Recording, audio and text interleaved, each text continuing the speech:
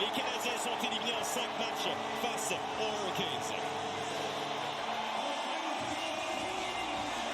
Bien, on peut partir à tête haute certainement pour les Canadiens. Il y a plusieurs moments qui ont été intéressants tout au long de la saison. Cette vague d'émotion, cette vague d'amour que les joueurs vont avoir reçue, ils la méritent pleinement. Martin Saint-Louis également. On a été parmi les meilleures équipes tout au long de la saison, puis on s'est rendu dans le corps et d'as. Il y a une belle fierté à y avoir. Il y a une belle fierté du côté de Rod Brind'Amour. Ouais.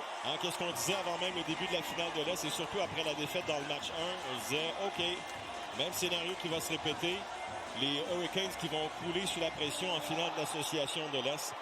Rod Brind'Amour avait dit après le match 1, OK, j'ai trouvé la solution, on a apporté des ajustements, et les Hurricanes ont été dominants par la suite. Il y a eu 2 victoires en prolongation. Ah oui, c'est ça. Victoire dans le match 4, et ce soir, ils ont été impressionnants. Ouais. Ben, c'est ça. Là, pour le Canadien, souviens-toi, c'est une situation qu'on a parlé souvent dans la saison, de faire mal à l'adversaire quand c'est le temps.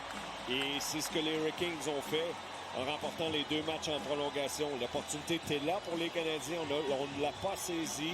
L'équipe avec le plus d'expérience est en mesure de le faire. Ouais. Alors, les Hurricanes s'en vont en finale de la Coupe Stanley pour la 3e fois de l'histoire de la concession. Et là, j'inclus les Whalers de Hartford. Il y a eu 2002, on a perdu face aux Red Wings. 2006, le gain contre les Oilers. Et là, on y va. Ce sera un affrontement en finale entre les Golden Knights et les Hurricanes. Alors que là, on a droit à la traditionnelle poignée de main. Évidemment, il y a beaucoup de déceptions. On est dans le moment présent, là. Du côté des Canadiens, à 3 victoires d'atteindre la finale. La déception, elle est vive. Mais avec le recul, on va peut-être comprendre qu'on a appris beaucoup de choses dans ce cheminement de la saison 2025-2026. Oui, et on parlait déjà d'une équipe qui était tissée serrée, mais vivre ce genre de saison, vivre des émotions, se rendre aussi loin, sacrifier autant pour arriver à tes fins, même si tu n'as pas gagné, tu vas chercher de très, très bons outils pour la suite des choses. Et c'est très touchant ce qui se passe présentement. La foule qui scande Freddie pour Frédéric Anderson, avec ce qu'il a vécu au cours des dernières heures, le décès de Claude Lemieux, son agent. Ouais. Et là, il répond avec une victoire et 23 arrêts. Oui, puis ça n'a pas été une saison facile pour Anderson.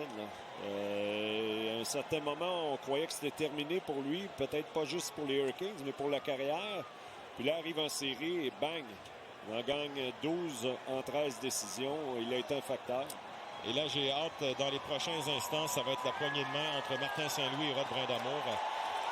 Deux des meilleurs entraîneurs dans la Ligue. 2 entraîneurs qui comprennent la réalité 2026, qui communiquent bien avec leurs joueurs.